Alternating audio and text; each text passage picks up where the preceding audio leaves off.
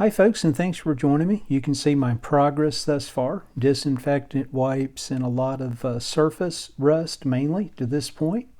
A little bit of pitting in places. One thing you'll notice, the cans to the right for the antenna coil, shortwave coil, oscillator coils, they're inverted. Just the cans themselves. That's to match the existing documentation, whether that's right or wrong, who knows. The tuning condenser after doing the cleaning on it before and after, and just a dry fit of the tuning condenser. Of course, new grommets are needed to be put in place.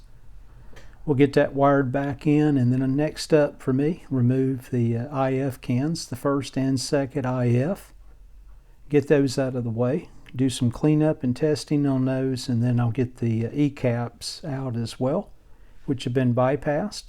See if we're going to restuff those or mount terminal strips. Again, just your typical rust removal and cleanup here. You can see some pictures there, a little bit of pitting here by the transformer, and some more pitting here by the antenna coil here on the back side, where some mice look like left their remains at some point in time. Anyway, everything is cleaning up well, just a little tedious, not much to share at this point other than cleanup.